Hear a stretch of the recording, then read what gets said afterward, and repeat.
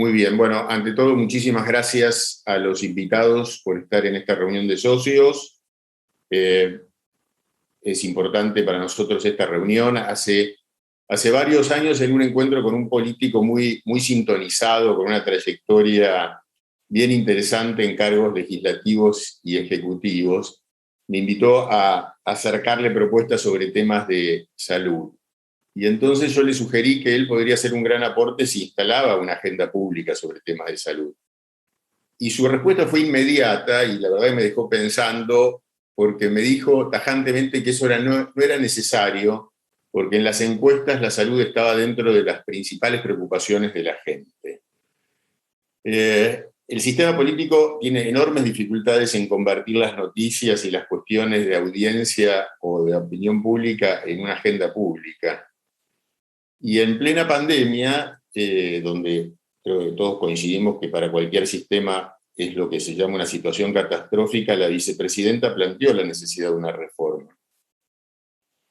La verdad que impresiona que en general hay consensos en las distintas fuerzas políticas y expertos sobre la necesidad de transformar el sistema hace décadas. La ineficacia de gastos, la fragmentación, la desigualdad, las dificultades de coordinar entre nación y provincia un plan federal, el tema de evaluación de tecnología con las presiones que generan las nuevas moléculas, tecnologías y las demandas al PMO. Sin embargo, y a pesar del impacto de la pandemia que estamos teniendo todavía, la discusión es extremadamente coyuntural en temas de salud. La verdad es que es importante para mí contar hoy con dos personas que valoro enormemente, como Torres y Rubinstein. Los voy a presentar, todos lo conocen, pero me parece que es importante que les comente mínimamente la trayectoria de ambos. Rubén Torres es rector de la Universidad de Salud, es médico especialista en cirugía infantil, es magíster en sistemas de salud y seguridad social, en dirección y gestión de sistemas de seguridad social y en sociología. Fue superintendente de Servicios de Salud de la Nación, subsecretario de Salud de la provincia de Santiago del Estero, director de hospitales públicos y privados en la Ciudad Autónoma de Buenos Aires, en la provincia de Buenos Aires. Adolfo Rubinstein es epidemiólogo, doctor en salud pública y profesor titular de salud pública de la UBA. Actualmente es precandidato por la lista Adelante Ciudad en Juntos por el Cambio. Es director de Centro de Implementación e Innovación en Políticas de Salud del Instituto de Efectividad Clínica y Sanitaria. Fue ministro de Salud de la Nación, fundador y jefe del Servicio de Medicina Familiar y Comunitaria del Hospital Italiano y del Instituto de Efectividad Clínica. La dinámica, como siempre, son las dos presentaciones, después me indican si tienen intervenciones o preguntas por chat. Si les parece bien, Rubén, empezás vos y después Dolfi, más o menos 20 minutos cada uno, después la discusión. Varios me han avisado que por cuestiones de festividad tal vez tengamos que terminar antes, así que por lo menos este primer encuentro lo damos y después seguirán otros. Rubén, si te parece, empezás vos. Sí, muchas gracias, Alejandro. Buenas tardes a todos y muchas gracias por la invitación a compartir este rato con ustedes. Es un placer realmente.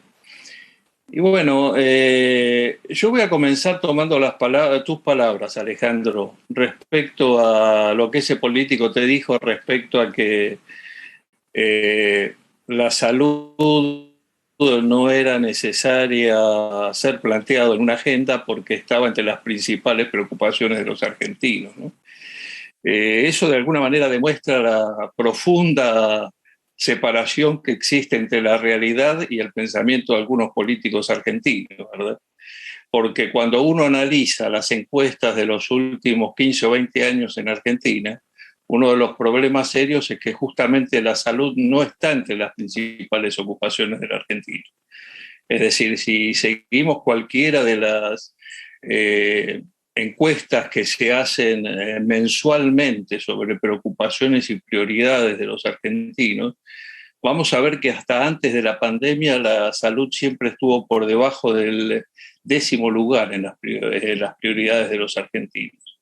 Y recién hace muy poco, con el comienzo de la pandemia, no solo con el comienzo, sino ya cuando estaba avanzada, la pandemia empezó a aparecer en el séptimo u octavo lugar. Tampoco ni en esa situación alcanzó a estar entre las principales preocupaciones de los argentinos.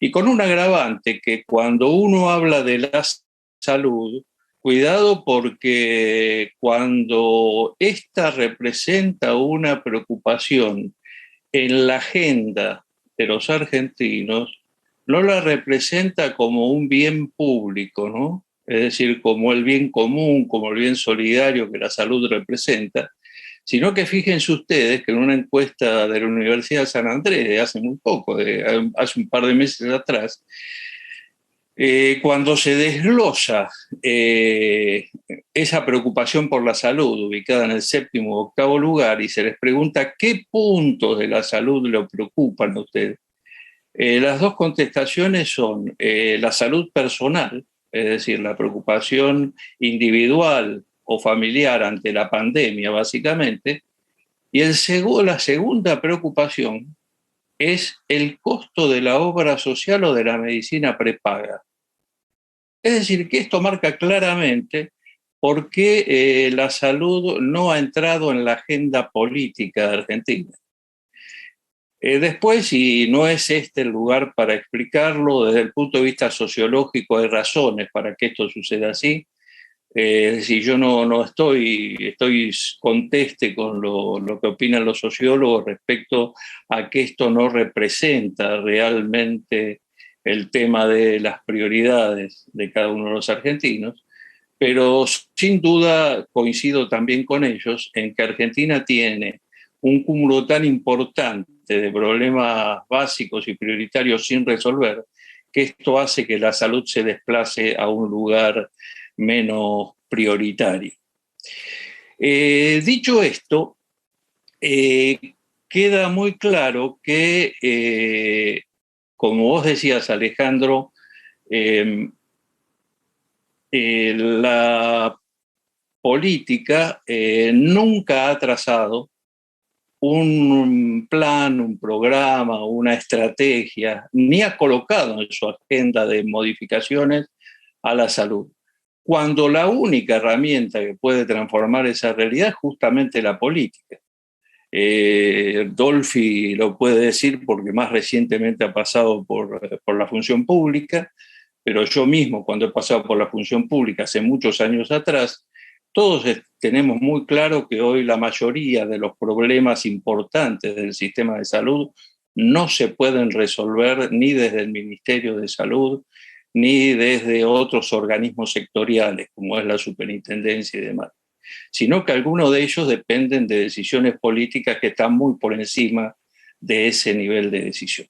Pero sin duda es la política el mecanismo para poder lograr esas transformaciones.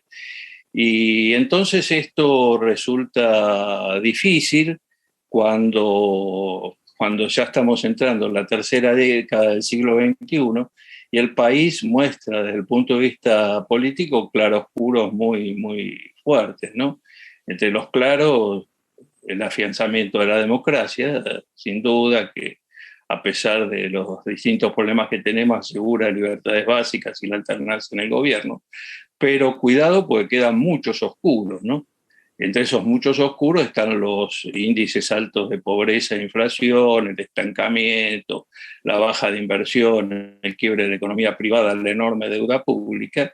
Y yo agregaría ahí como uno de los claroscuros muy importantes, como de los oscuros muy importantes, la brutal inequidad que tiene nuestro sistema de salud, que creo que es el principal problema del sistema. A ver, ¿por qué digo esto? Porque cuando uno analiza nuestro sistema de salud en comparación con otros sistemas de salud de la región de las Américas, nosotros veríamos que a pesar de los numerosos problemas que nuestro sistema tiene un altísimo nivel de cobertura. Yo diría que Argentina está entre los 4 países de la región de las Américas con un mayor nivel de cobertura. Y también nuestro país tiene uno de los sistemas con el mayor acceso a la salud en todos sus niveles. El problema grave del sistema, lo inaceptable del sistema, es su desigualdad permanente, ¿verdad? Y lo grave desde el punto de vista político, justamente la indiferencia que el Estado ha tenido, y el Estado democrático ha tenido, ante esta situación de desigualdad, no ocupándose globalmente de esta situación. Después, desde el análisis específicamente de qué cosas hay que hacer, todos sabemos que abundan los diagnósticos en esto, pero cuidado que a veces cuando se discute de salud, sucede que, como en muchos otros sectores, es decir, no se va a las causas de los problemas, sino que lo que se discuten son a veces los efectos de estos problemas. A ver, voy a dar un ejemplo. Cuando nosotros decimos, a ver, Argentina tiene una importante deuda pública, Argentina en términos económicos, ¿no? Es decir, Argentina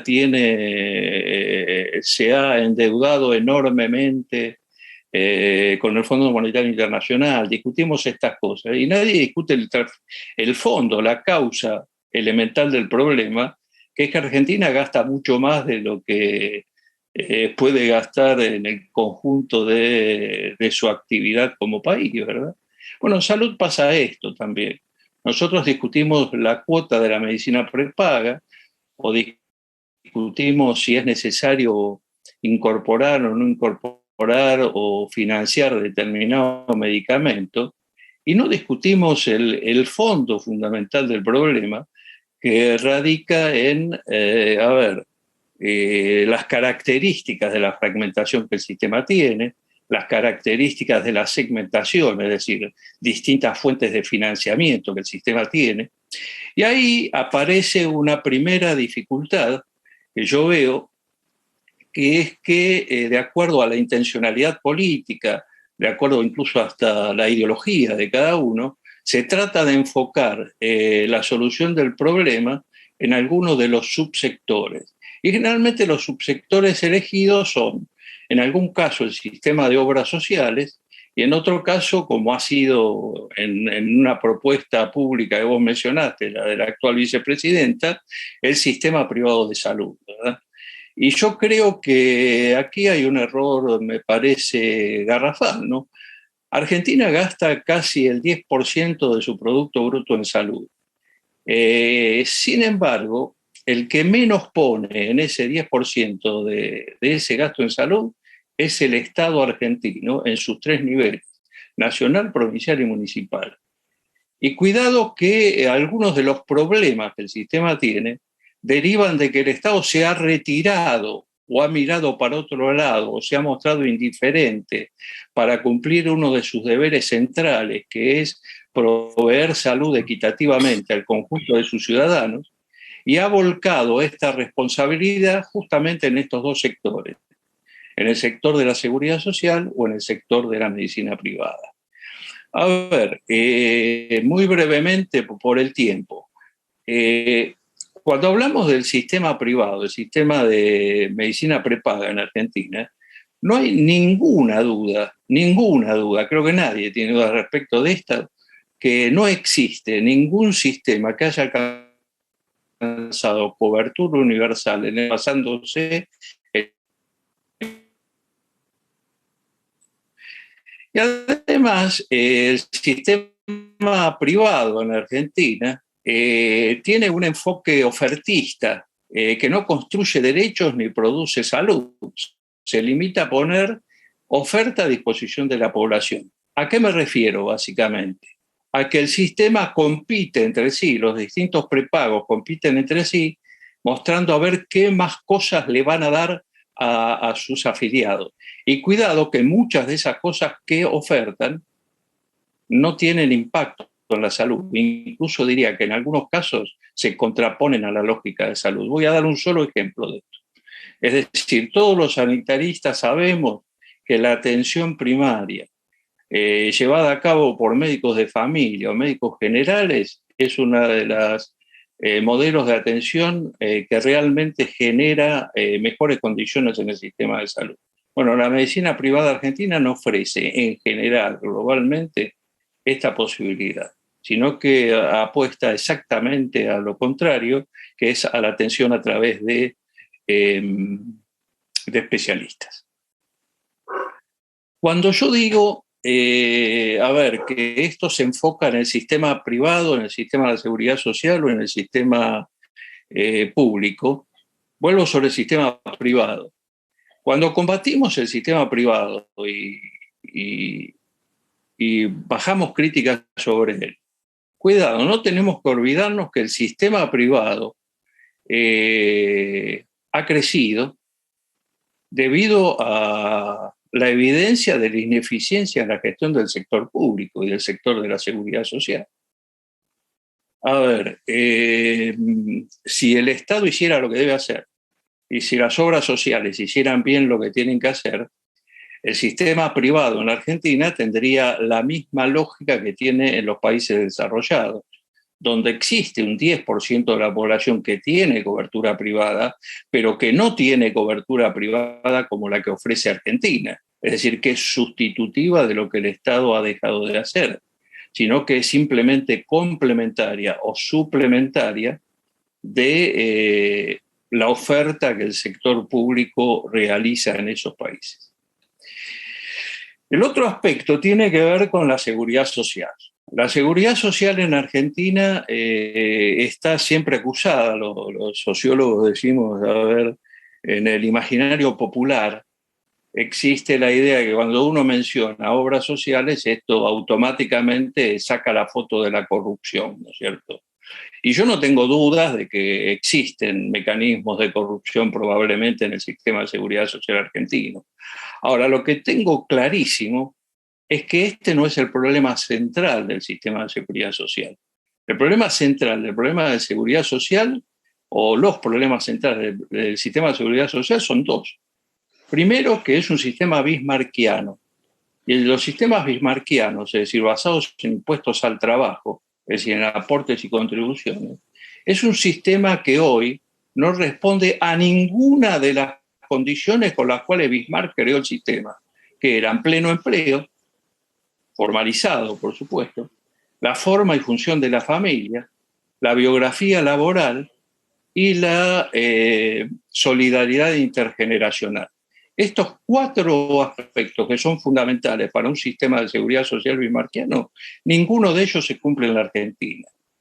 Entonces, así lo maneje la Virgen María, el sistema de seguridad social, es decir, que no hubiera corrupción, el sistema estaría quebrado básicamente por esta situación. Y la otra situación es que el sistema ha recibido, transferido por ese Estado que mira para otro lado, la responsabilidad sobre un conjunto de población que desde el punto de vista de la organización de la cobertura no le correspondería. Ejemplos de esto son, por ejemplo, los trabajadores monotributistas, que el número de casi 3 millones fueron graciosamente transferidos con una cuota que es 1/3 del aporte promedio de los trabajadores formalizados al sistema de seguridad social. Sistema público, que es el otro aspecto. A ver, cuando yo hablo del sistema público y digo, pongamos el ojo sobre esto, pongamos el ojo sobre la ineficiencia del sistema público. Y cuidado que no estoy hablando de la pandemia, donde tuvo un comportamiento mucho más que aceptable. Estoy hablando de que, a ver, les doy un dato. Cáncer de mama en Argentina. Cáncer de mama, principal causa de muerte en las mujeres en Argentina.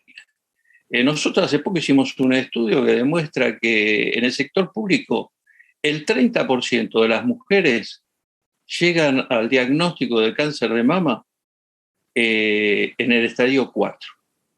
Mientras que en el sector privado, la mitad de las mujeres, de ese el porcentaje de mujeres, llegan en el estadio 4. Y después de eso, lo que es más grave, una vez que llegan a ese diagnóstico, cuidado porque, a ver, el promedio de inicio de tratamiento en el sector privado es de 18 días a veces. No me acuerdo exactamente, pero creo que sí era de 18 días, 18 a 20 días. En el sector público, el comienzo de tratamiento después del diagnóstico es de 50 días. Entonces, bueno, cuidado, porque acá no es un problema incluso ni siquiera de inversión, ¿eh? Es un problema, a ver, de resultados y de eficiencia. Una señora diagnosticada en el estadio 4, su posibilidad de sobrevida a 5 años es 25%. Y de una persona diagnosticada en un estadio temprano es del 90%. Entonces pongamos el ojo sobre este tema. Y si queremos poner el ojo en lo que fundamenta o que muchos plantean como fundamento de la reforma, que es la fragmentación del sistema, con lo cual yo coincido, debiéramos empezar también por el sector público. Porque el sistema público de atención funciona con altibajos. Pensemos en el PAMI, pensemos en el IOMA, y pensemos también en el sistema público que tiene hospitales públicos, nacionales, provinciales, mixtos, tiene, bueno, todo tipo de sistemas, que tiene obras sociales nacionales, provinciales, de otras características, de los poderes legislativos, judiciales, del sistema penitenciario federal. Bueno, si queremos empezar con disminuir la fragmentación, empecemos por estos lugares. Hay mucho para trabajar en este sentido, en ese grupo. Por supuesto que también lo hay, y yo no niego esto, en el campo de la seguridad social, ¿no es cierto? Es decir, a ver, en el campo de la seguridad social nacional tenemos 300 obras sociales. De esas 300 obras sociales, en 60, está el 80% de los beneficiarios. Es decir, que tenemos 230 obras sociales que tienen el 19% de los beneficiarios, lo cual implica como promedio menos de 10.000 afiliados. Y todos los que manejamos esta situación sabemos que desde el punto de vista de la gestión son obras sociales absolutamente insostenibles. Entonces, bueno, acá habrá que pensar qué hacer con esto. Hay 2 puntos más que quiero tocar con esto y voy finalizando. Es decir, en el sector privado, la otra cosa que hay que pensar en el futuro es si Argentina decide, como pareciera ser hasta ahora, avanzar en ese modelo, si va a permitir seguir transfiriendo el 100% del aporte y la contribución para que una persona salga del sistema de seguridad social y pase al aseguramiento privado. Porque esto está permitido en todo el mundo, pero no hay ningún sistema del mundo que permita la rotura de esa falta de solidaridad, que alguien se vaya con el 100% de su aporte. La otra cosa que por allí hay que pensar y que no se discute porque es políticamente no tolerable es qué vamos a hacer con el PAMI, por ejemplo. Es decir, somos el único país del mundo con un seguro de la tercera edad específico. Cuando sabemos que esto no cumple ninguna de las condiciones posibles de sostenibilidad, que no cumple ninguna de las condiciones posibles de continuidad de la atención, y cuando, en mi opinión personal, además limita el ejercicio de la libre voluntad de los afiliados del PAMI. Pues cuando uno está en actividad y su obra social no cumple con los beneficios que dice o que pretende recibir el afiliado, ese afiliado puede cambiarse obra social. Ahora, cuando está en el PAMI, tiene impedida esta posibilidad. Entonces no es un aumento de derechos, es una disminución de derechos el estar en el PAMI en la Argentina. Respecto de algo que mencionaste, Alejandro, que es la Agencia Nacional de Evaluación de Tecnología, esto lo voy a dejar, seguramente Dolfi lo va a tocar, porque él conoce el tema como nadie, pero quiero hacer solo una referencia a las leyes que han votado nuestros diputados y nuestros senadores. Y algunas veces lo han dicho amparados en el hecho de que protegen a grupos particularmente perjudicados. Yo no estoy estoy absolutamente en desacuerdo con esto. Es decir, primero hay una gran inequidad, porque cuando se votan estas leyes se dice colóquese en el programa médico obligatorio. Me permito recordarles que el programa médico obligatorio en Argentina garantiza estos servicios exclusivamente para los beneficiarios de obras sociales, Ley 23660 y 61, y a los afiliados de la medicina prepaga, Ley 24754. Es decir, que los más pobres de los argentinos, los que se atienden en el sector público, esos no están protegidos por el programa médico obligatorio. Y en segundo lugar, no estoy de acuerdo con esto, porque muchas de las decisiones de cobertura que se toman en el Parlamento extienden la cobertura de servicios de mediana o de baja prioridad antes de que se alcance cobertura universal para servicios de alta prioridad en la Argentina. Entonces pienso que eso es otro de los temas que en el futuro vamos a tener que revisar. Y para cerrar con esto, creo que el problema de una reforma del sistema de salud en la Argentina, como lo es en cualquier lugar del mundo, requiere básicamente un gran debate democrático en la cual el horizonte debe ser la solidaridad y la equidad. Y todas estas son transformaciones profundas y que en gran parte exceden un periodo de gobierno. Entonces nos tenemos que poner de acuerdo cuál es el destino final y después, paulatinamente, en qué cosas vamos a respetar a lo largo de varios periodos de gobierno, porque seguramente la reforma es una construcción de estas características.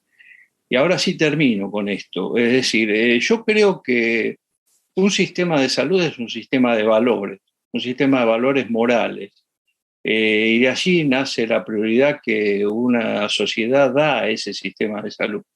Y la moralidad de ese sistema no está separado del de la sociedad a la cual sirve. Y esa decisión de prioridad de un sistema de salud está vinculada a la política económica que determine la nación, porque eso es la forma en que ese país concibe su sistema de salud.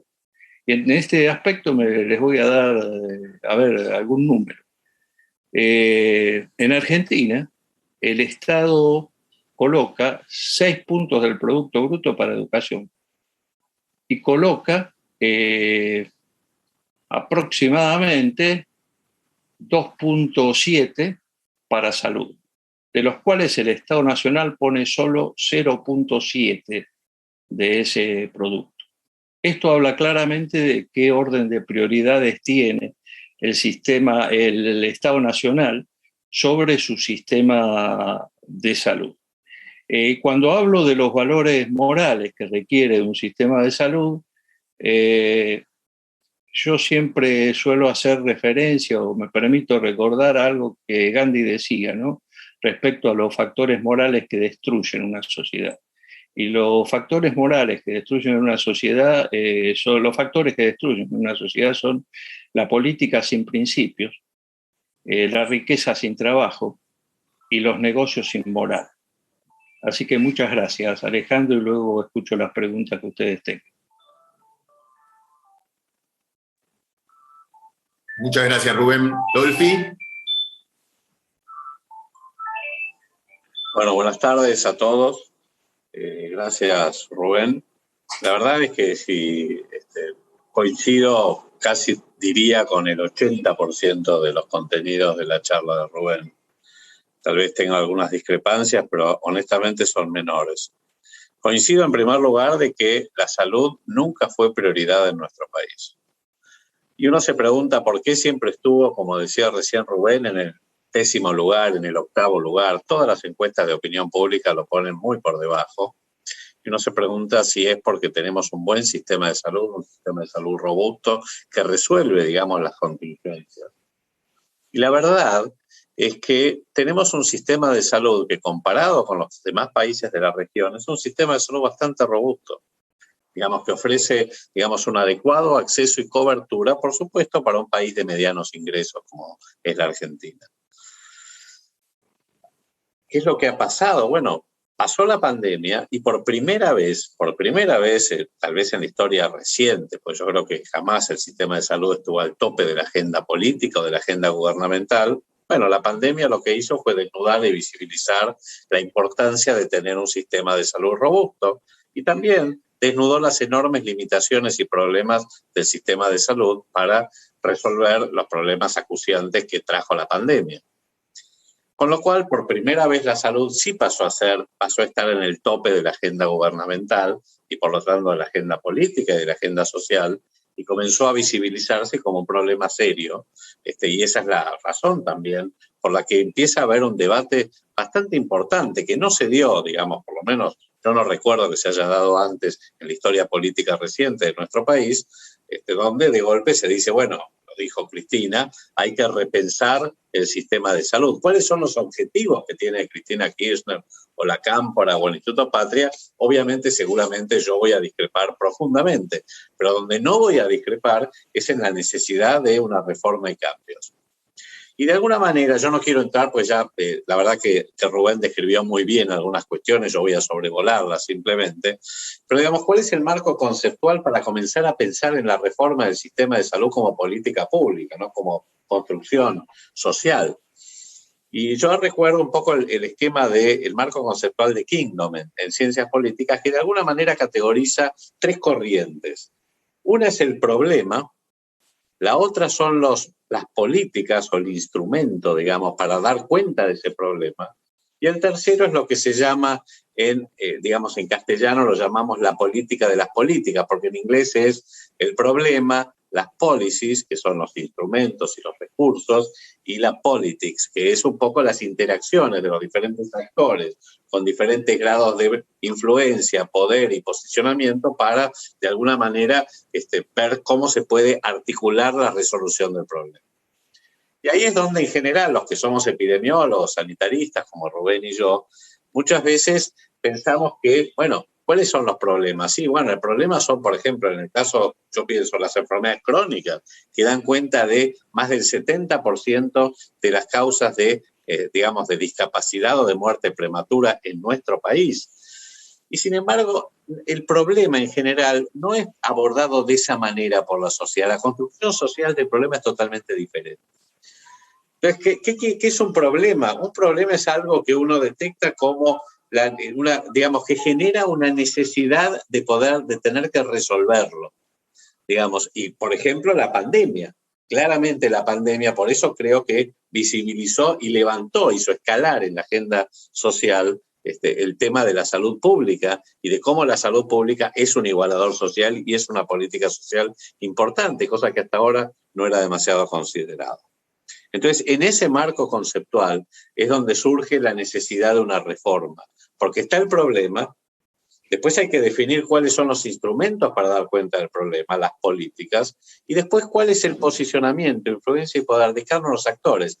Como dijo Rubén, el sistema de salud argentino y de cualquier lado es muy complejo, porque además tenemos un sistema que no voy a repetir, segmentado con diferentes fuentes de financiamiento y organización.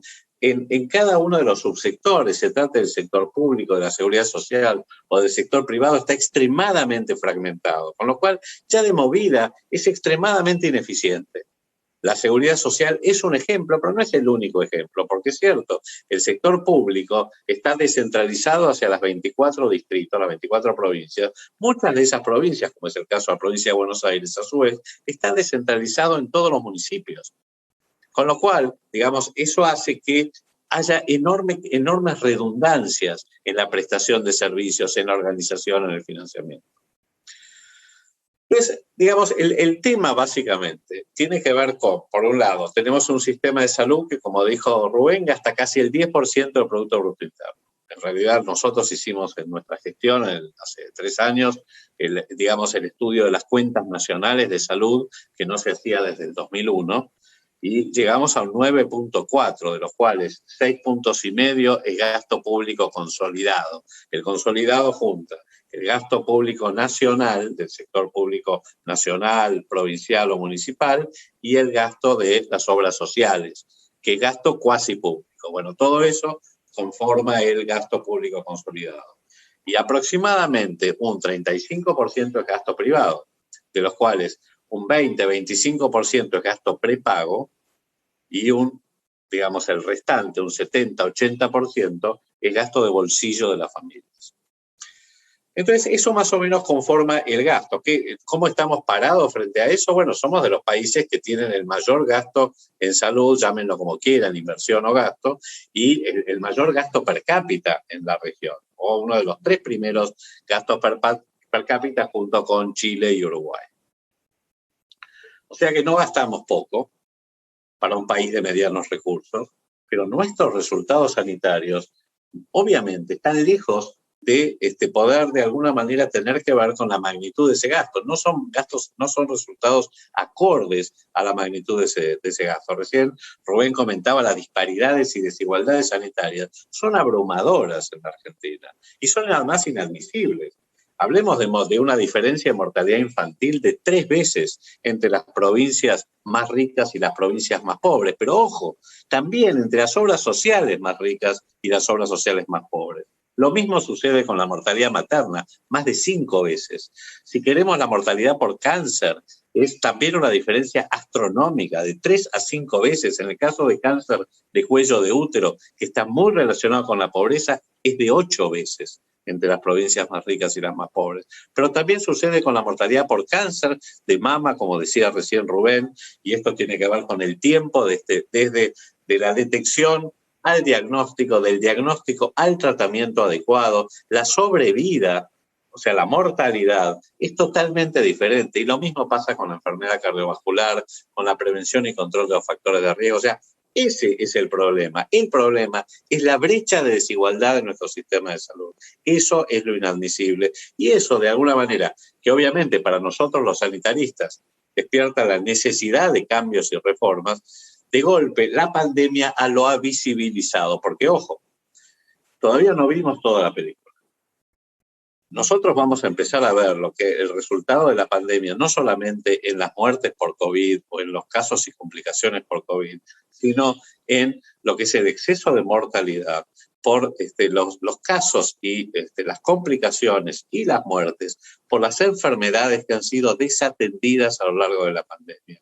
Y ese efecto lo vamos a ver seguramente en las estadísticas de 2020 y 2021, y van a ser terribles, lamentablemente terribles. Y estoy hablando de cáncer, estoy hablando de enfermedad cardiovascular, estoy hablando en general de enfermedad, de lo que es los problemas de salud mental, como se han agravado, y esto tiene que ver con la discapacidad y con la carga de enfermedad. Es decir, obviamente la pandemia, por varias razones, por la cuarentena, por la pandemia en sí misma, por la reorientación de los servicios de salud hacia la atención del COVID, obviamente desatendió, despriorizó las enfermedades crónicas, por ejemplo, y el resultado lo vamos a ver probablemente en estos próximos meses. O sea, claramente hay una necesidad de reforma, digamos, hay que dar cuenta de las características de nuestro sistema de salud, porque el sistema de salud, digamos, nuestro, podría ser mucho mejor para la magnitud de la inversión que, digamos, que nuestro país está destinando.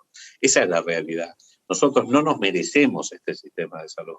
Y este sistema de salud que le falta integración, articulación, que le faltan vasos comunicantes, digamos, es algo que tenemos que empezar a abordar. Porque, o sea, hoy es políticamente inviable, desde ya políticamente inviable, poder desarrollar un sistema como uno quisiera, digamos, yo quisiera tener un sistema como el Sistema Nacional de Salud inglés, pero eso es políticamente imposible en este momento. Entonces, con lo que tenemos que mejorarlo, y no es que no se puedan hacer cambios y reformas con lo que tenemos, claramente se pueden hacer.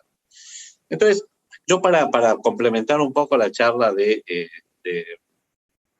Rubén, quisiera decir, bueno, ok, ¿qué cosas se pueden hacer? ¿Cómo empezar a pensar en un proceso de reforma del sistema de salud? Y en este sentido, digamos, considerando cuáles son los problemas, porque como también decía Rubén, el sector privado no podemos asumir que es el culpable. En cualquier país el sector privado crece por default.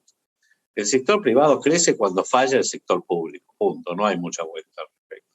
Aún así, no es que tengamos tampoco un sector privado tan grande, de nuevo. Me remito a que tenemos un 65% de la cobertura en nuestro país, es cobertura social o cobertura pública, digamos, no es, cobertura social, 60% más otro 30% que es cobertura pública. O sea, entre 10 y 15% es cobertura privada, pero también es cierto que de los 6 millones de beneficiarios de las prepagas en nuestro país, 2/3 partes, 4 millones, provienen de la seguridad social dentro del marco de desregulación. que también tiene algunas cuestiones que no, por ahí no nos da el tiempo para poder debatirlas ahora, a menos que haya preguntas, pero que creo que también tienen que ser resueltas. Entonces, si yo tuviera que decir, bueno, ¿cuáles son las prioridades, las líneas en las cuales habría que trabajar para una potencial reforma sanitaria, cuyo ámbito natural es claramente el Congreso de la Nación? La primera es el desafío de la integración de los subsistemas. O sea, no puede ser que sigamos trabajando, digamos, con subsistemas que trabajan en silos, que tienen muy poca conexión. En la gestión nuestra, uno de los objetivos, por supuesto que no llegamos, fue tratar de ver cómo articular los sectores. Por ejemplo, la seguridad social y el sector público, que ustedes lo pueden ver, digamos, lamentablemente tiene enormes falencias y enormes, digamos, problemas. Por ejemplo, la mayoría de los hospitales apenas pueden recuperar las prestaciones de beneficio, de los hospitales públicos, perdón, pueden apenas recuperar las prestaciones de los beneficiarios de la seguridad social. Es decir, que muchas obras sociales, beneficiarios, sobre todo las obras sociales más pobres, se atienden en el hospital público o en los centros de salud del sistema público y las prestaciones no se pueden recuperar porque no están los sistemas de información preparados para poder hacer, por ejemplo, la facturación y poder facturarle a la obra social de origen. O porque la Superintendencia del Servicio de Salud, que es el ente que coordina las obras sociales nacionales, por ejemplo, solo las nacionales, tiene los aranceles, digamos, totalmente desactualizados y que tampoco, digamos, promueve que esto pueda hacerse. Entonces, ahí tenemos un problema serio, porque de golpe hay un 20% o 30% de consultas, sobre todo en las provincias, de las obras sociales provinciales o de PAMI, que se hacen en los hospitales públicos o en los centros de salud públicos, que no se recuperan. Entonces es como que hay un subsidio, digamos, del sector público a la seguridad social y el sistema de salud provincial o municipal no recupera el costo de esas prestaciones. Lo mismo sucede, digamos, a todo nivel con el PAMI. Entonces, de algún modo, como decía recién Rubén también, digamos, tenemos problemas en los tres subsectores. En la seguridad social, y recién lo comentó Rubén también, el 70% de las obras sociales, el 70% de las obras sociales nacionales tienen menos de 30.000 beneficiarios. 30.000, desde el punto de vista del riesgo, de los fondos de riesgo, es el número mínimo para asegurar una cierta mínima estabilidad, digamos, de esos fondos mancomunados. Cuando tienen menos de 30.000, el riesgo de, por ejemplo, incurrir en gastos catastróficos es enorme. Entonces, ¿cómo asegurar la sustentabilidad del 70% de obras sociales, de las más de 300, que tienen menos de 30.000 beneficiarios, con subsidios automáticos? Subsidios automáticos que obviamente tienen que ver con la influencia política y con las cajas políticas de los sindicatos. Y que definitivamente no hay sistema que resista, y creo que lo decía también Rubén con el sistema bismarckiano, que resista esta enorme cantidad de obras sociales. Porque sin hablar de corrupción y sin meterme en el tema de la transparencia, es profundamente ineficiente. Pero claro, eso no es solo del sector de la seguridad social. Pasa lo mismo del sector público, donde la descentralización ha hecho que, digamos que comenzó en el proceso militar y se consolidó en la década del 90 con el menemismo, lo que hizo fue devolver en un sistema de descentralización tipo devolución a las provincias, y en el caso de muchas provincias a los municipios, toda la estructura, el financiamiento, la organización, los hospitales, los profesionales. Con lo cual, el Estado Nacional perdió absolutamente poder de influencia para definir cuáles eran las políticas nacionales. Y si bien desde el punto de vista de la manda constitucional es correcto, porque las provincias no delegan salud en el Estado Nacional como sí delegan relaciones exteriores o defensa, de todas maneras fue una enorme pérdida porque se quedó sin recursos para poder, por ejemplo, tratar de empezar a mitigar las enormes disparidades, sobre todo en el sector público, que es el sector más vulnerable, que cubre los 2 quintilos inferiores del nivel socioeconómico. Entonces, Nosotros intentamos avanzar en nuestra gestión, por supuesto que no nos dio el tiempo, con la ampliación de la cobertura universal, que hoy yo diría que la cobertura universal es de alguna manera la estrategia que se ha visto más efectiva y más eficiente para poder cerrar la brecha de disparidades sanitarias en todo el mundo. Nosotros avanzamos con una estrategia de expansión territorial con equipos de salud familiar, con atención primaria, con médicos de familia, digamos, y sus equipos de salud en 22 de las 24 provincias, con una transformación digital para que lograr historias clínicas electrónicas, por ejemplo, que fueran accesibles e interoperables. Y, por ejemplo, pasamos de 30.000 a principios, cuando empezamos a desarrollar la estrategia con más agresividad, 30.000 digamos, a principios de 2019, a 3 millones prácticamente al final de nuestra gestión. Lo mismo con los equipos de salud familiar, pudimos cubrir un 10% de la meta, más de 1,5 millones de personas, y aumentamos la cobertura prestacional, sobre todo en enfermedades crónicas. Por supuesto, todo esto antes de la pandemia. Pero aún así, nosotros solo pudimos abordar las deficiencias en el sector público y de manera muy, muy limitada, muy limitada. Entonces, si yo tuviera que decir, bueno, dentro de todo, cuáles son las líneas prioritarias para una reforma del sistema de salud, la integración, como recién mencionaba, no es posible que sigan divorciados los diferentes subsectores.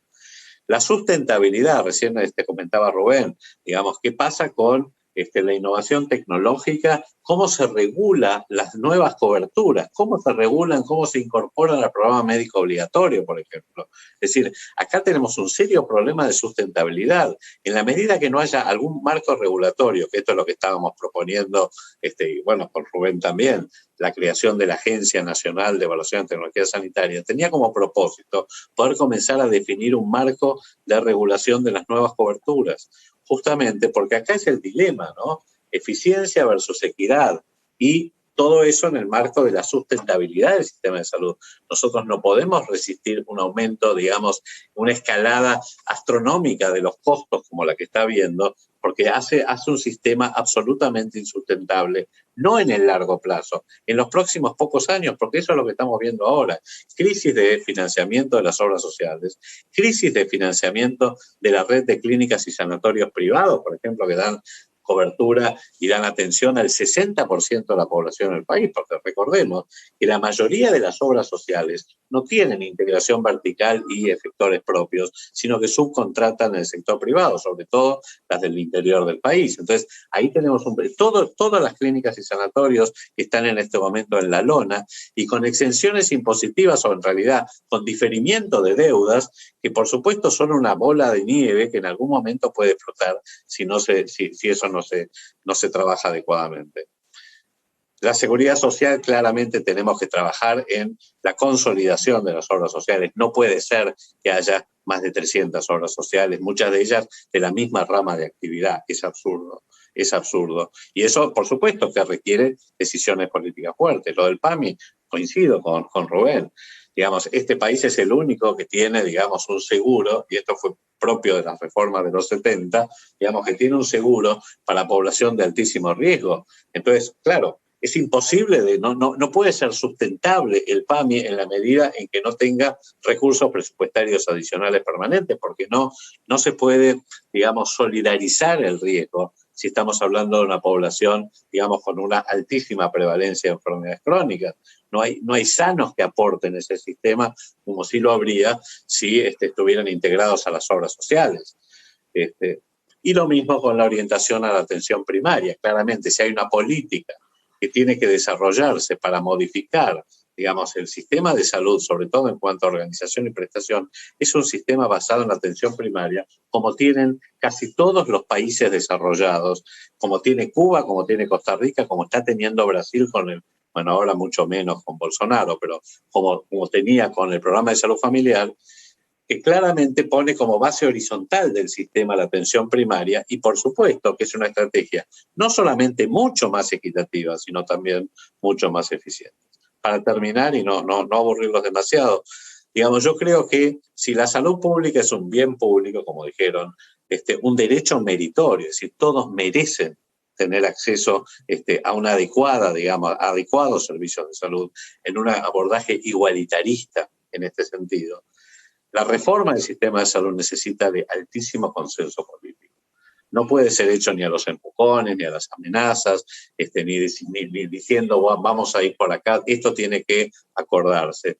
Y coincido en que esto tiene que ser parte de una agenda, tal vez de largo plazo entre las fuerzas políticas, y tiene que ocurrir en el Congreso, donde digamos, bueno, vamos a poner 4 o 5 cosas a un costado y se van a trabajar para producir las reformas que el país necesita, porque esto no es cosa ni de un gobierno, porque además esto toma muchísimo tiempo, las reformas tienen que ser incrementales, no se puede hacer de un día para el otro, y en este sentido se necesita un consenso y un acuerdo que permita definir políticas en el largo plazo. Yo creo que la reforma en salud, como la reforma educativa, como la reforma previsional, en un país que tiene un envejecimiento poblacional enorme, la reforma fiscal, todas estas tienen que hacerse dentro de un esquema de alto consenso político y de largo plazo. Y con esto termino. Muchas gracias, Dolfi. Bueno, tenemos ya alguna lista de preguntas. Está Elsa Kreisman primero.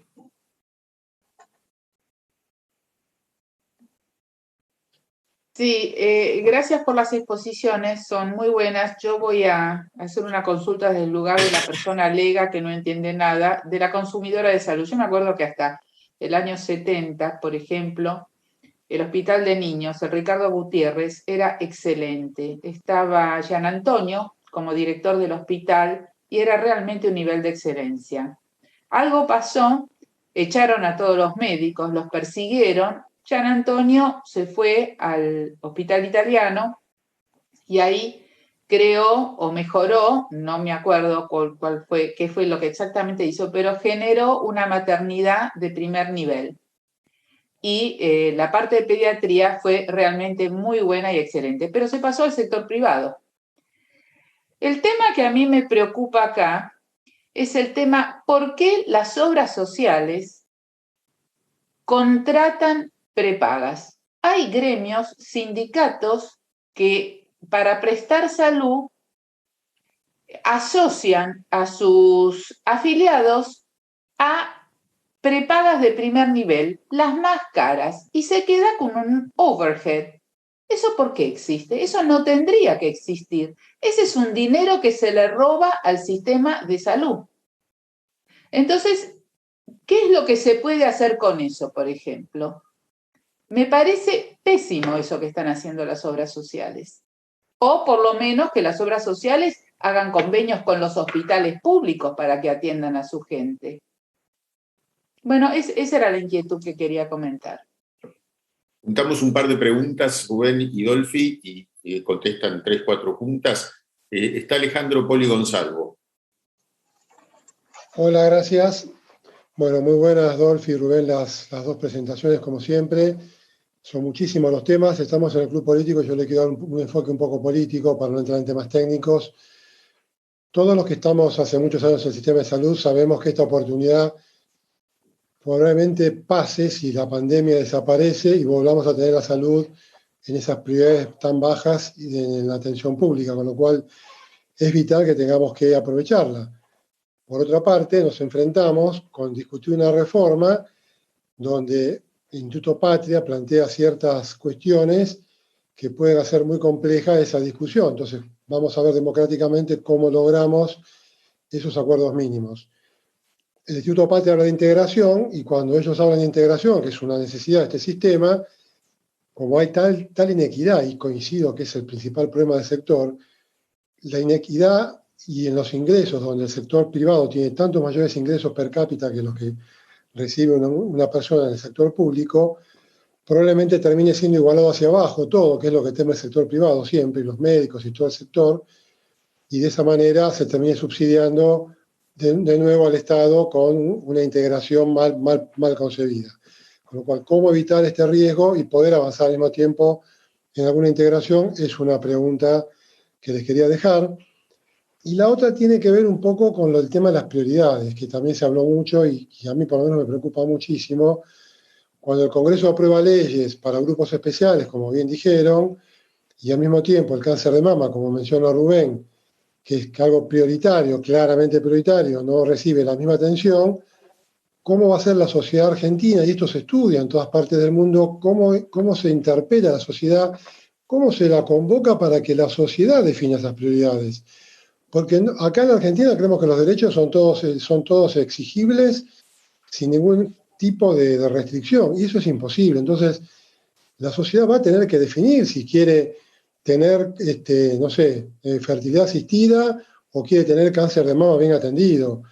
Y lamentablemente no se va a poder hacer todo de la misma manera si es que queremos avanzar en esta equidad básica de la cual estamos tan lejos. Con lo cual también la segunda pregunta desde el punto de vista político es cómo se interpela a la sociedad para que de alguna manera participe en el proceso de fijación de prioridades, que esto es algo que se discute mucho en la doctrina. Muchas gracias. Si les parece, Rubén, Dolfi, contestan estas dos preguntas, después está Julio Dreisen y Catalina Weinerman.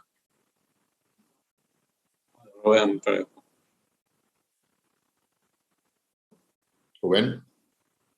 Sí, gracias.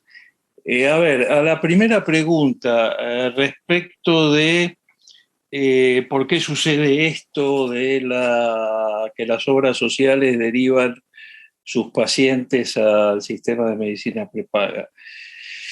Yo creo que ahí ha habido una oportunidad perdida muy grande cuando se votó en el año 2011 la ley de regulación de la medicina prepaga, ¿no? Es decir, yo no estaba en el país en esos momentos, pero me acuerdo que la leí y me parece uno de los cachivaches jurídicos más importantes de la Argentina, ¿cierto? Porque regula todas aquellas cosas que no debe regular. Por ejemplo, atenta específicamente contra aspectos fundamentales de la teoría del seguro y no regula ninguna de las cosas que debía regular, una de las cuales es esta a las cuales vos hacías mención recién. Es decir, ¿cuál es la relación que pueden tener o debieran tener las obras sociales con las empresas de medicina prepaga? Hoy la relación es de pasamanos prácticamente. Es decir, toman el aporte y la contribución del empleador y del empleado y se lo pasan gratuitamente a una empresa de medicina prepaga, se quedan con un pedacito de ese dinero en el medio que podría ser perfectamente utilizado para prestaciones a los afiliados, ¿verdad? Y que no tiene ningún tipo de utilidad. Entonces, cuidado, porque ese es un error que se puede solucionar bastante fácilmente si hubiera buena voluntad. La ley 23660, la ley de obras sociales, dice que del dinero que recibe una obra social, el 80% debe ser destinado a prestaciones médicas, un máximo de 12% a prestaciones sociales y solo un 8% a gasto administrativo. Entonces habría que corregir la forma de medir esto, porque cuando una obra social traslada ese servicio a una empresa de medicina prepaga, habría que ver bien si esos valores son los mismos que para aquella obra social que da las prestaciones a través de servicios propios integrados verticalmente o con el hospital público. Así que ese es un problema que se puede corregir si hay voluntad política. Respecto de la pregunta de Alejandro, del tema de... Alejandro hablaba de dos temas, de la integración y del tema de, bueno, cómo se convoca a la sociedad. Respecto a la integración, yo creo que, Alejandro, podemos avanzar si hay voluntad política sin mucho esfuerzo, ¿verdad? Está a la disposición de que el Estado nacional, como dije antes, que es dueño de hospitales nacionales, provinciales, municipales, que es dueño, que tiene poder de regulación sobre determinados organismos. A ver, te doy ejemplo. La principal obra social que no está regulada por el mecanismo de obras sociales nacionales es el IOSA, la obra social de las Fuerzas Armadas. La principal obra social provincial es el IOMA, el número de afiliados. Bueno, ahí habría posibilidad de integrar. Habría que preguntarle a los señores gobernadores por qué razón los sistemas públicos provinciales toman determinadas decisiones a contramano de las propias obras sociales provinciales, cuando las dos están financiadas desde el mismo bolsillo, porque la obra social provincial es financiada por aportes patronales del gobierno provincial Y el sistema público también es financiado por esto. En ningún caso yo he visto que compren conjuntamente, en ningún caso he visto que los dos trabajen con un mismo sistema de gestión o que trabajen con un mismo sistema de atención. Bueno, hay varias cosas para hacer si hay voluntad política para hacer esto. Y respecto de la convicción social, que es un tema que a mí siempre me ha preocupado, ¿cómo hacemos para que esta sociedad tenga una visión más solidaria, digamos? Yo lo hice mención al final de mi charla, cuando dije un sistema de salud es la representación de los valores morales de una sociedad y representa esa sociedad. Yo he visto en Argentina marchas reclamando la fertilización asistida como una obligación en el programa médico obligatorio. Cuando en Argentina hay provincias donde 20 de cada 1000 chicos que nacen se mueren antes del año de vida. Y nunca había una marcha en Argentina por esta situación. Entonces la sociedad también se tiene que interpelar respecto de esta situación, ¿verdad? Creo que en esto, no le estoy echando la culpa a la sociedad, que ha distorsionado una serie de valores fruto de intereses particulares. Uno es, por ejemplo, la concepción que el sistema de seguridad, de seguros privados, es decir, la medicina privada tiene respecto de esto que yo llamo el enfoque ofertista. Es decir, se ofrecen servicios, pero no hay solidaridad en el reparto de esos servicios. Y como esto, muchas otras cosas más.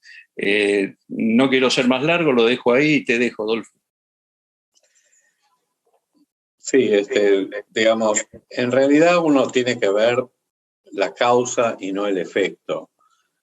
Digamos, un poco para explicar cómo funciona el sistema, las personas, digamos, se llevan, cuando migran de una obra social a otra, no se llevan el 100% del aporte, sino que se llevan, dependiendo de la obra social de origen, entre 15 o 20%. Es decir, se llevan, entre 80 y 85% y dejan entre un 15 y un 20% a un fondo solidario que en principio se supone que se redistribuye, porque no funciona de esa manera, se redistribuye equitativamente o debiera redistribuirse equitativamente de acuerdo a la edad, al sexo y a al salario, digamos, de la obra social, en una fórmula que permitiría distribuir equitativamente para que todas las obras sociales puedan cubrir por lo menos el programa médico obligatorio. Ese es el sentido. Lamentablemente, como existe una enorme distorsión de los subsidios automáticos en este momento, el único subsidio que cumple con este requisito es mínimo en función de los demás subsidios automáticos que están relacionados con otros criterios que no son equitativos. Fuera de esto, en realidad, cuando se produce mucha la migración de una obra social a otra obra social, muchas han hecho acuerdos con prepagas. De hecho, yo lo comentaba recién, que de los 6 millones y medio de beneficiarios de la medicina prepaga, 2/3 partes provienen de obras sociales, o sea, tienes una obra social. Y esa obra social lo que hace es conveniar con una prepaga, muchas son sellos de goma y que finalmente, digamos, uno pasa de OSECAC, sobre todo los salarios más altos, a personal aeronáutico o capitanes de ultramar, digo esto por mencionar solo obras sociales muy pequeñas que son sellos de goma y que son pasamanos y con eso pasa orden. De todas maneras, la realidad, eso está permitido, es parte, digamos, de cómo funcionó el decreto en el 96 de la desregulación. La pregunta que uno tiene que hacerse de nuevo es ¿por qué ocurre esto? Por eso uno no tiene que ver el efecto, sino la causa. El sector privado crece por default cuando no funciona el sistema público. En este caso, cuando no funcionan las obras sociales, no responden prestacionalmente a las expectativas ni a las necesidades de los usuarios. Esta es la realidad. Entonces, digamos, uno tiene que cuestionarse o preguntarse o reflexionar cuál es la causa. Y esa es la causa. No cuál es el efecto. El efecto es el que yo digo. Ese es el problema. Ahora, ¿cómo se podría resolver? Bueno, si surgiera un consenso con la CGT, con las empresas de medicina prepaga y un acuerdo político, probablemente, digamos, debieran llevarse menos del 80-85% del aporte. ¿Sí?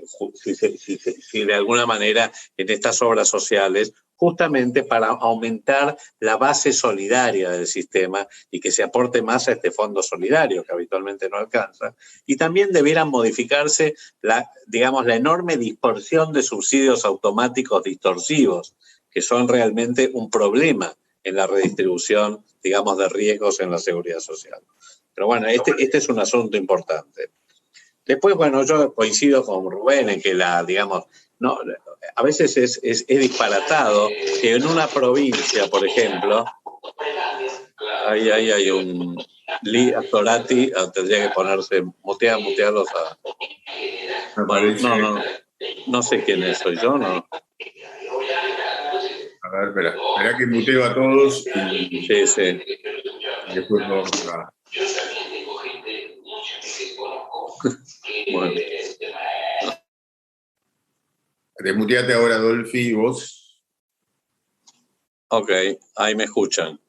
Entonces yo lo que decía es que, por ejemplo, suena disparatado que una provincia tenga por un lado el sector público, digamos el sector público provincial, y por el otro lado tenga la obra social provincial, y es la misma caja, es la provincia.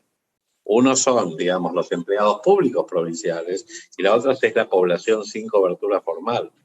Entonces la pregunta que uno se hace es si no se podría pensar en un sistema que tenga una parte contributiva, una parte subsidiada, pero que dé respuesta a la población, digamos, que la provincia tiene que manejar. De nuevo, acá existen problemas políticos, de economía política, que son los que hay que resolver. Cuando digo economía política es porque seguramente esto generaría, digamos, muchísima, yo diría, resistencia por parte de los trabajadores formales. Y esto también ocurre en muchas obras sociales. Y respecto al final de las leyes especiales, bueno, yo no quiero repetir lo que mencionaba Rubén, pero a mí me tocó lidiar con los legisladores, con diputados y senadores, que todos los días traían alguna ley especial para proteger, digamos, algún grupo, alguna enfermedad, etcétera, lo cual claramente genera una enorme, digamos, no solamente aumenta muchísimo la inequidad, sino que además erosiona la base de solidaridad y erosiona el presupuesto público.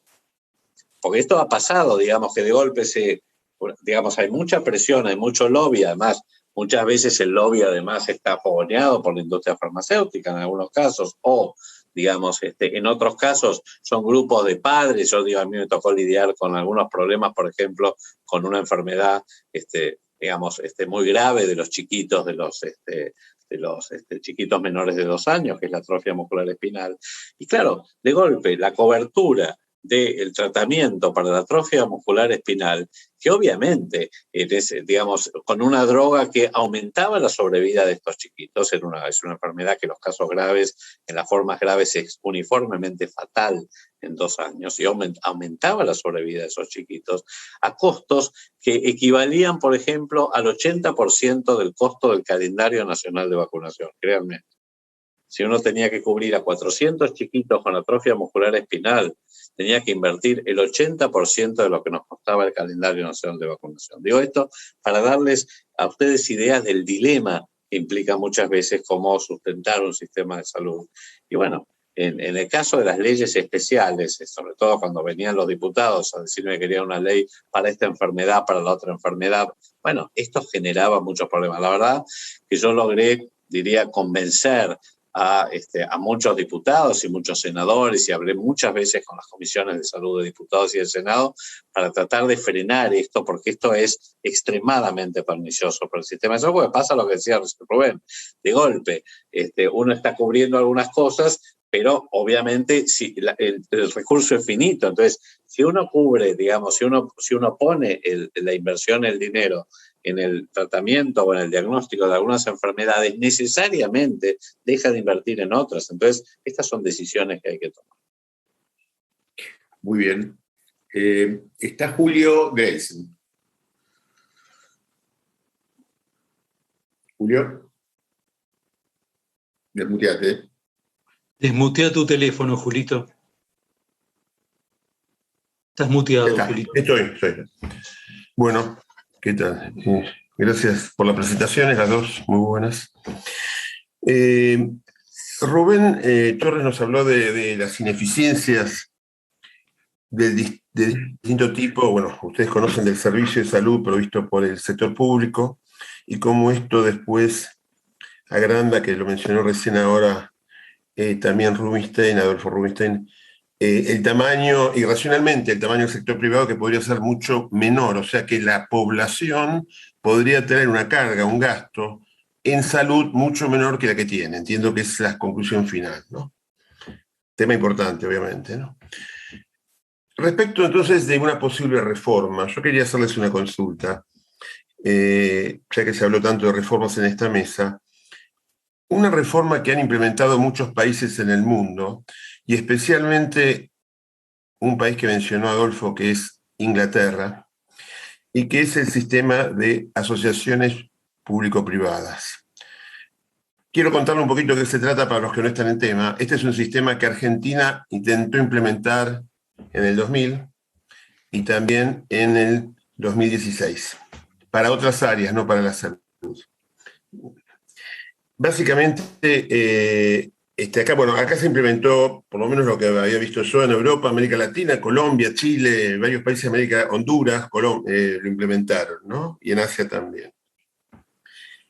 Lo que se hace aquí básicamente es el servicio de salud continúa siendo privado, para no confundir, porque uno puede pensar, no, entra un privado, va a cobrar. El servicio de salud continúa siendo 100% privado, como un hospital público, pero en el modelo actual, el Estado lo que hace es desarrolla la infraestructura edilicia o de equipos o lo que fuere, gasta de su presupuesto anualmente, en el presupuesto anual, esa infraestructura, y por otro lado, financia todos los gastos de operación.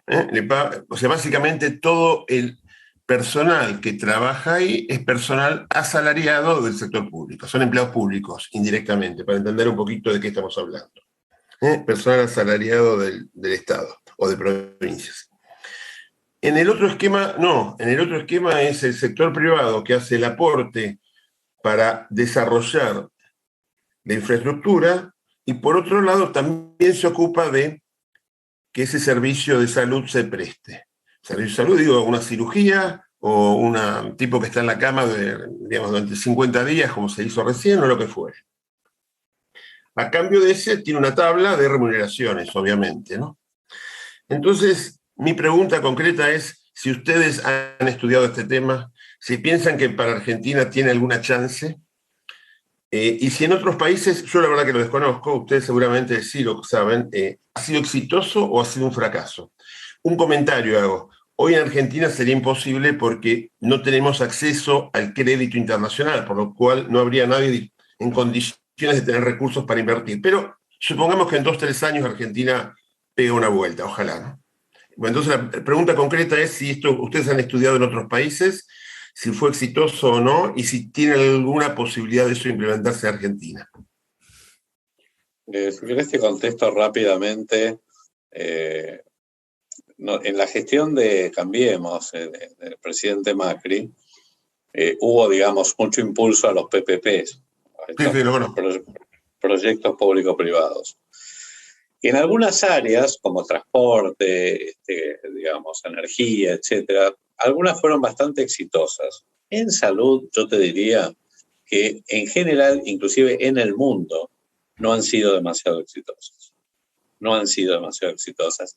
Y las dos experiencias que yo recuerdo de PPP, que, digamos, que de alguna manera nosotros tuvimos que ver desde el Ministerio de Salud, una era el hospital ahora no me acuerdo, el hospital de Neuquén era el que está al lado de Vaca Muerta, ¿cómo se llama? No me acuerdo cómo se llama la ciudad que está cerca. Que está desarrollando, sí. Bueno, la que está al lado de Vaca Muerta. Sí.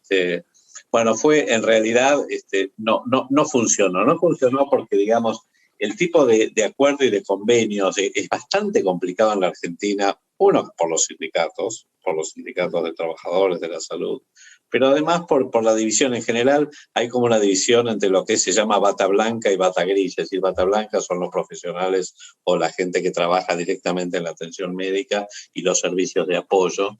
Y yo te diría que en general, por lo menos las iniciativas que nosotros tratamos o sea que se vio si se podía implementar en salud, y te digo, yo recuerdo bien la de Neuquén, no funcionó. Y por lo que yo también sé, en España, que es un país donde también se trató de trabajar con estos proyectos público-privados, tampoco fueron demasiado exitosos. La verdad que no soy un experto en esto, así que no quiero responderte algo, digamos, que por ahí no es ¿De Inglaterra tenés alguna información? Disculpa. No, en Inglaterra el sector asegurador privado, la empresa más importante es Bupa, y es el 10% de la cobertura, y es cobertura suplementaria, o sea, no reemplaza al NHS, al Sistema Nacional de Salud Inglés, sino que lo que hace es complementar con servicios o que habitualmente no están cubiertos por el sistema inglés, o antes cuando las demoras eran inaceptables. Sí, complementando lo que dice Dolphy, yo coincido absolutamente. También los ejemplos que yo conozco de participación público-privada en salud, por lo menos en América Latina, han sido poco exitosos. A ver, recuerdo 3. Recuerdo el más voluminoso, digo voluminoso el número de hospitales que se construyeron bajo esta modalidad, que es México, donde realmente, y la que participó en la construcción y en el manejo era una empresa inglesa, Julio, justamente. La verdad que no fue muy exitoso. La otra que conozco es Colombia, donde los pocos hospitales que se construyeron en esa condición fracasaron también. Y tal vez de los 3, el que tuvo algún grado de éxito fue Chile. Ustedes recuerdan que en el 2010, el 27 de febrero del 2010, Chile fue afectado por un terremoto muy importante. Yo en esos momentos vivía en Chile, trabajaba allí, y el sector público chileno perdió en esa noche, el terremoto fue a las 3 de la madrugada, perdió casi la mitad de las camas públicas. Bueno, el gobierno en ese entonces era el primer gobierno del doctor Piñeira, llamó a acuerdos público-privados para la reconstrucción de 5 hospitales en el territorio chileno. De esos 5 hospitales, 3 están terminados y están funcionando. El más importante de ellos posiblemente sea el de la localidad de Maipo, muy cercana a Santiago de Chile, a la capital. Pero están todavía en un proceso. Primero fue muy lento el proceso. Fíjense, estoy hablando de 2010. Los primeros hospitales se pusieron en marcha al final del gobierno de la doctora Bachelet, el segundo gobierno de la doctora Bachelet, y los últimos ahora en el gobierno de Piñera, ¿verdad? Y realmente tampoco hay resultados todavía que se puedan tomar en cuenta a esta altura. Tenemos 2 preguntas, Catalina Weinerman y después Eduardo Filgueira Lima. Cata, desmuteate, por favor. Estás muteada.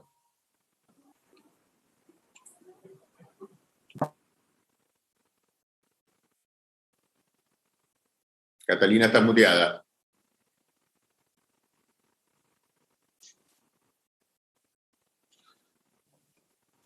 Catalina, abajo, a la izquierda de todo, tenés un... Ahí está. Ahí está. Sí. En realidad no es una pregunta, sino que es un comentario agregado. Primero quiero decir que ha sido un enorme placer escucharlos por la información, racionalidad, experiencia, etcétera. Un enorme placer. Y quiero introducir, yo soy socióloga y además trabajo en educación, lo que me llevó a ver, a presenciar, a escuchar y acompañar tesis doctorales en educación en el campo de las escuelas de medicina en la Argentina. Así que tocando de oído, aprendí bastante sobre educación médica, pero de segunda o tercera mano. Tuve el placer de asistir y de acompañar dos tesis sobre el impacto de la acreditación de la CONEAU, sobre la calidad o no, el mayor o menor impacto de la acreditación de la CONEAU sobre las escuelas de medicina. Y eso me puso en contacto con AFACIMERA, la Asociación de Facultades de Medicina, la enseñanza de la medicina, etcétera, etcétera. Entonces, mi comentario se sale del sistema y se sale del nivel global o macro de la política, con lo cual yo no debería estar haciendo este comentario. Pero dado las dos exposiciones de Torres y de Rubinstein, me da muchas ganas de comentárselos a ustedes. Y es que mi preocupación, cuando asistí a estas dos, acompañando estas dos tesis y asistí a las defensas de estas ambas tesis estupendas, de una básicamente médica, Hospital Austral, Universidad Austral, decana de medicina, decana de salud, secretaria académica de salud, etcétera, etcétera, lo que vi es un enorme cuidado y detalle casi de filigrana en mirar al cumplimiento de las recomendaciones internacionales y regionales respecto de la formación y de la enseñanza, de la formación de los médicos y las médicas y de la enseñanza de la medicina. Y lo que no dejó permanentemente de acompañarme como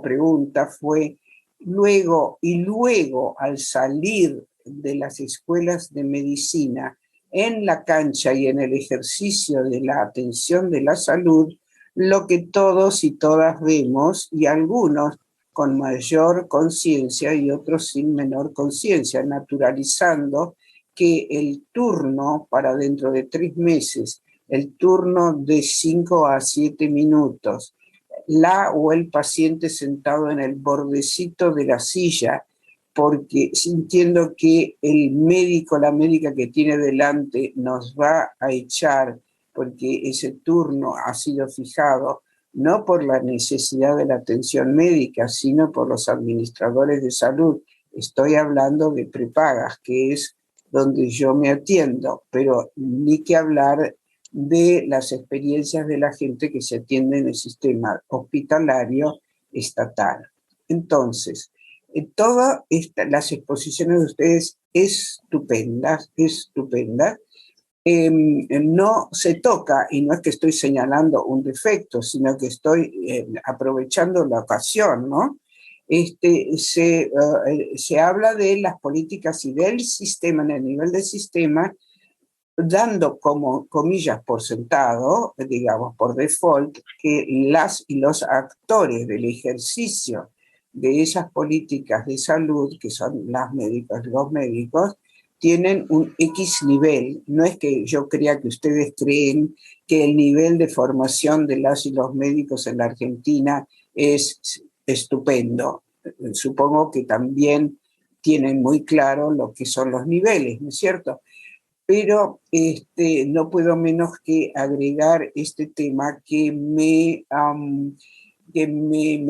preocupó durante todo el tiempo en que estuve en contacto con la factura de estas tesis acerca de en qué medida la acreditación de la CONEAU impactó favorablemente y en qué niveles la calidad de la atención médica, que luego es monitoreada por otras razones que no son la ética médica y la formación médica, sino por otras cuestiones que son la penetración obviamente, del lucro en la atención de la salud. Y agrego una sola cosita. En las encuestas a las que ustedes se refirieron, querido presidente Rubén Torres, y que no aparece en primer lugar ni en segundo lugar la atención de la salud, yo creo que son, digamos que no hay que tomarse tan, comillas, a pecho que aparezcan en séptimo lugar. Creo que se merecen para conocer qué es lo que le pasa a la gente con la atención de la salud, se merecen encuestas especiales de salud que hacen a una vida cotidiana de las familias, que una cosa es el empleo, que uno no puede gestionar salvo por las políticas del mercado de trabajo y las políticas de empleo o de subsidios, y otra cosa es la salud, respecto de la cual la gente con menor educación, menores ingresos, que ahora se llaman vulnerables, antes se llamaban clase baja, no se sienten empoderados y capacitados para exigir de los médicos y las médicas en los hospitales. Bueno, mil gracias por las exposiciones, han sido un placer. Eduardo Figueira. Muchas gracias, Catalina. Mira lo último, siendo un aficionado a la sociología, coincido con usted absolutamente en el tema de las encuestas, absolutamente, ¿no? Incluso este último tema que usted toca, lo que usted conoce que en sociología se llama la resignación aprendida, ¿no? Claro. Es decir, muchos de los que son investigados y se les pregunta sobre la salud de las clases más bajas, por temor a perder lo poco que tienen, suelen contestar con algunas cosas que desvirtúan el resultado final. Así que en esto coincido. Respecto de los recursos humanos en salud, creo que ni Dolphy y yo lo tocamos por un problema de tiempo, pero hicimos, claro. Creo que estamos convencidos los dos, y Dolphy lo podrá ratificar ahora. Usted no sienta que está tocando un tema marginal y escaso de la política sanitaria. Este es un problema central de la política sanitaria en Argentina. Es decir, ¿cuántos médicos tenemos que formar? ¿Cómo los tenemos que formar? Los incentivos que tenemos que crear en el sistema salarial y de empleo para que esos médicos se alineen con el modelo de atención que queremos, que tiene que ver con la medicina familiar, la atención primaria de la salud, básicamente. Creo que este es uno de los temas claves a discutir en un proceso de reforma, ¿verdad? Nosotros no tenemos problemas en la cantidad de médicos. Somos, con Uruguay y Cuba, los 3 países de América Latina con mayor producción de médicos. Creo que no tenemos un problema muy grave en el tema calidad de la formación. Sí tenemos un problema muy serio en cómo se distribuye ese recurso humano en el conjunto del país y a qué especialidades está dedicado. Y por último, coincido que el tema de la calidad es un problema concreto, y yo no dudo de la calidad de la formación en Argentina, pero creo que hay procesos de certificación y de acreditación permanentes a los cuales los médicos debieran estar sometidos. Para mi gusto, no en forma voluntaria como es ahora, sino en forma posiblemente obligatoria. Sí. ¿Un comentario? No, suscribo a lo que recién mencionaba Rubén. Los recursos humanos no alcanzó el tiempo, pero claramente una política de recursos humanos es central, sobre todo, digamos, en la selección de cuáles son las especialidades que el país necesita, en el caso de los médicos, y cuál es la orientación que necesita y cuáles son los contenidos curriculares en la formación. Definitivamente eso es un problema mayúsculo, que lo estamos padeciendo, sobre todo la relación entre, por ejemplo, en los médicos, entre especialistas y generalistas, de prácticamente dos especialistas por cada generalista, lo cual es distorsivo para un sistema de salud que pretende orientarse hacia la atención primaria. Definitivamente es un problema importante. Bien, Eduardo. Sí. Bueno, en primer lugar, agradecerles a los dos expositores, decirles que han sido muy claros, muy precisos, y realmente coincido en todos los diagnósticos que han llevado adelante, que han expresado con mucha claridad. Respecto de la pregunta que quería hacer, está vinculada a 2 aspectos que se trataron parcialmente. Por un lado, Elsa, cuando hizo su pregunta respecto de las obras sociales cuando trasladaban los pacientes como pasamanos en muchos casos hacia los seguros privados. Esto fue una estrategia que se eligieron para poder solventar y llevar adelante la competitividad que se establecía con los procesos de regulación y con la opción de cambio. Lo que dijo el doctor Rubinstein, que ese porcentaje que se quedaban era para sostener el Sano del Sur, es decir, el proceso de reasignación de recursos para las obras sociales que tienen menos ingresos y para el pago de las prestaciones de alto costo y baja incidencia, es una cosa, pero además hay otro costo que no fue tratado, y es el costo que se quedan las obras sociales sencillamente por ser un pasamanos, lo cual agrava los costos a los beneficiarios para el pago de los seguros privados a los cuales quieren acceder. Por otro lado, hay otro punto que mencionó mi amigo, voy a decir porque lo aprecio mucho, el doctor Rubén Torres, que es la inviabilidad del sistema bismarckiano, concepto con el cual coincido plenamente. Entonces, en virtud de estas dos cuestiones, uno, el abaratamiento de los costos de la transacción respecto de la retención que hacen las obras sociales de la cotización que tienen los asegurados, y el otro, la inviabilidad del sistema bismarckiano como mecanismo de financiamiento a futuro, previsible por lo menos. Mi pregunta a ambos es, ¿qué piensan de la perspectiva de abrir una competencia para que la gente decida directamente entre pertenecer a una obra social o a un seguro privado según su conveniencia? ¿Les daría libertad de elección?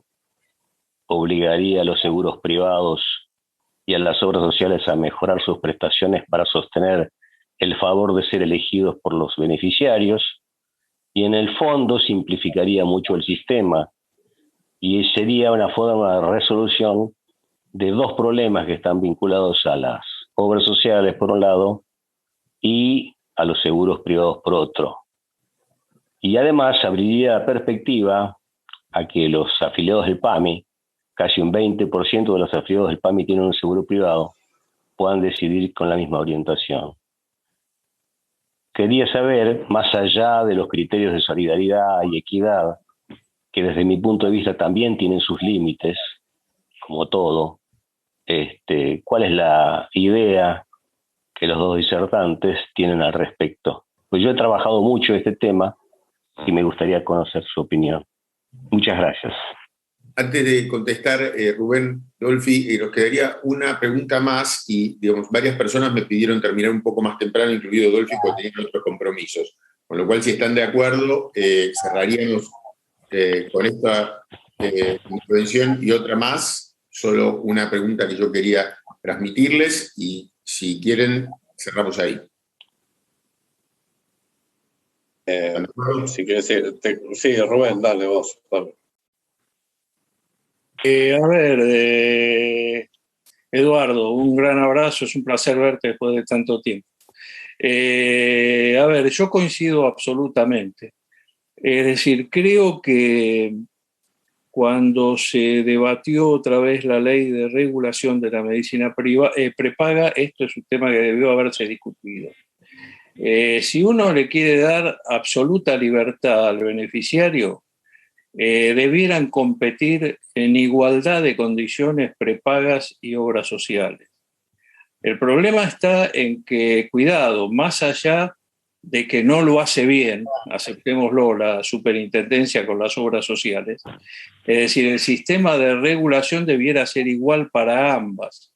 Actualmente no lo es. A ver, si se cumpliera la ley en Argentina, las obras sociales debieran estar sometidas a controles financieros, controles prestacionales, etcétera, etcétera, muy, muy rigurosos, que la ley los prevé. Sin embargo, esto mismo no está previsto para el sistema de medicina prepaga. Es decir, que si se lograran igualar esas condiciones, yo no tendría inconveniente en que los sistemas compitieran libremente. También faltaría completar otra cosa que tiene relación con lo que Dolfi decía recién, ¿no?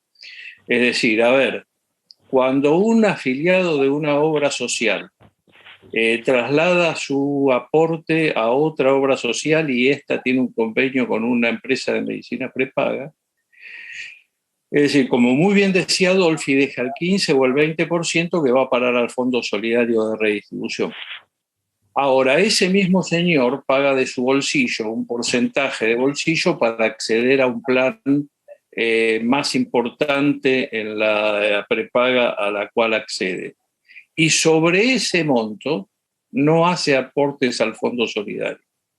Sin embargo, cuando tiene que realizarse una prestación de alta complejidad, recurre a través de la obra social que hizo la opción de cambio a ese Fondo Solidario, lo cual, en mi opinión, aumenta la inequidad del sistema, por lo cual habría que observar esto.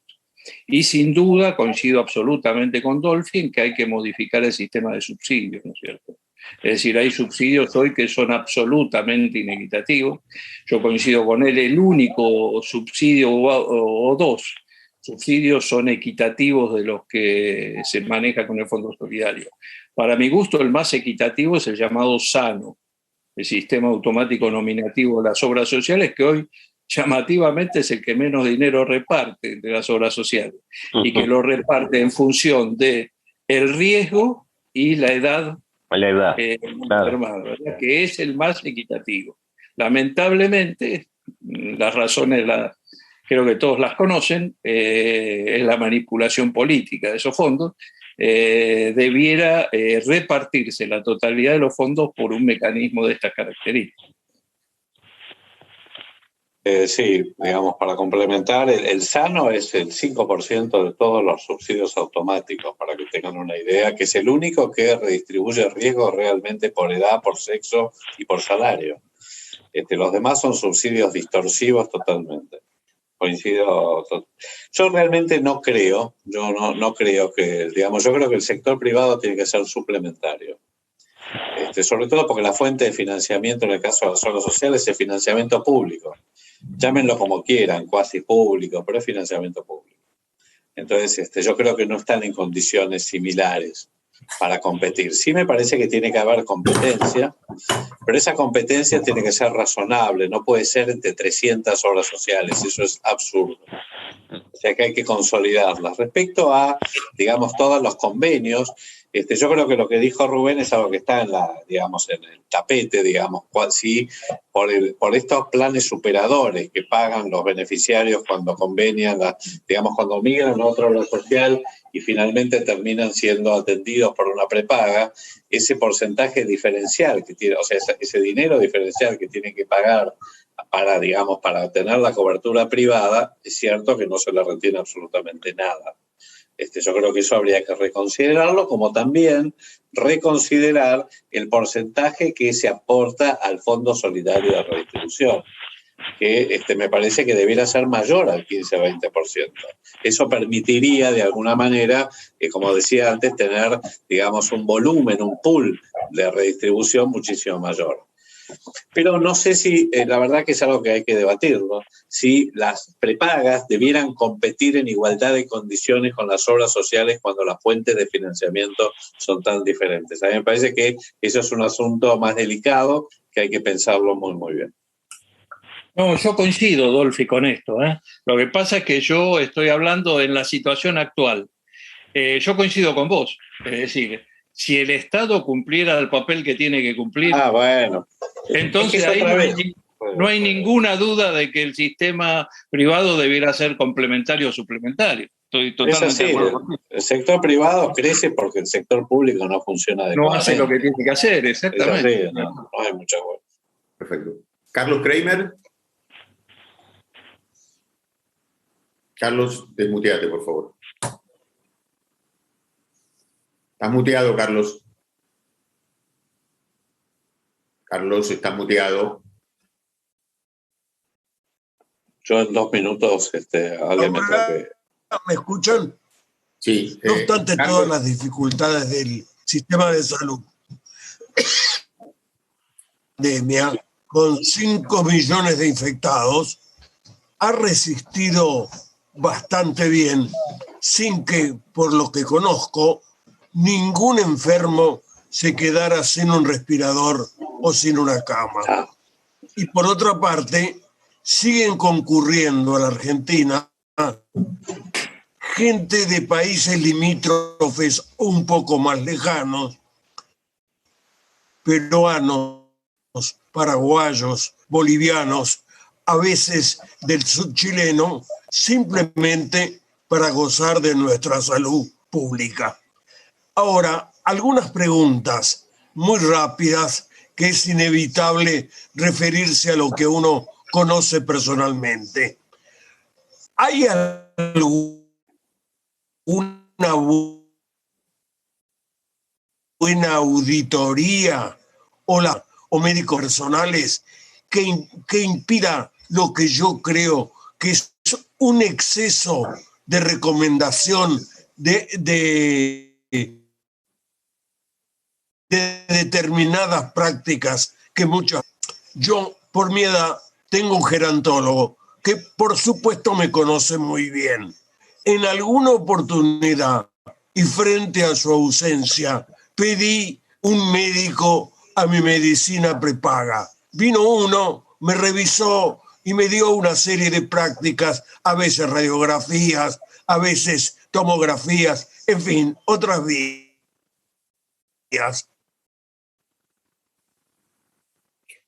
Carlos, se entrecorta. Tenemos que... No me dice nada de eso, sin que lo choque, es innecesario. Finalmente, una reflexión por lo que se ha dicho. No tengo duda que en materia de educación, este es un país armado para que se jodan los pobres. Dolphy, dale, si vos tenés que salir antes, dale. No, primero quiero agradecerles la oportunidad de poder estar en este espacio y poder reflexionar sobre el sistema de salud. Le agradezco a Alejandro que me invitó. Alejandro no lo dijo, pero él fue residente yo soy médico de familia y cuando fui jefe de medicina familiar durante como 20 años, Alejandro fue la primera camada de residentes de medicina familiar antes de ser psicoanalista. Esto para que... Así que nos conocemos hace mucho tiempo, te agradezco mucho esta invitación, lo mismo a Rubén Torres, con quien me une muchísimos años de militancia en la salud pública, con diferencias, con acuerdos, pero siempre del mismo lado de la salud. Así que les agradezco muchísimo, yo lamentablemente tengo que entrar a otra reunión en este momento, pero muchísimas gracias por haber estado con ustedes esta tarde. Yo porque creo que ya podemos cerrar, Dolphy, así que te despedimos. Rubén, también muchísimas gracias a los dos. Solo una reflexión mínima para despedirlos para un próximo encuentro, ya ni como médico de familia ni como psicoanalista, sino como politólogo. Les diría que cuáles serían los incentivos para ese sistema político o presiones para que rompan ese statu quo en una situación, como vos bien dijiste, Dolphy, donde la nación tiene poco que plantear y en un Congreso básicamente donde esto está en manos de las provincias. No me queda muy claro cómo se va a alinear o cómo se va a presionar ese sistema político y esos intereses para que cambie algo. Tenemos en la experiencia, me gusta esa idea tuya, Dolphy, de que la pandemia modificó algo de esto. No estoy tan seguro. Nosotros tuvimos una crisis como la del 2001 y las cosas no se reformatearon tanto. No estoy tan seguro de la pandemia per se sea un incentivo suficiente, pero les propongo que hagamos una nueva reunión de acá a 6 meses o un poco más y vemos cómo se reformula esto. Para contestar rápidamente e irme, Alejandro, yo les diría que el 12 de septiembre hay una buena oportunidad de poner un sanitarista en el Congreso. Muchas gracias a todos. Muchas gracias, Rubén, Dolphy. Hasta luego. Muchas gracias a todos. Muchas gracias. Hasta luego. Gracias por todo. Muy bueno. Chao, chao.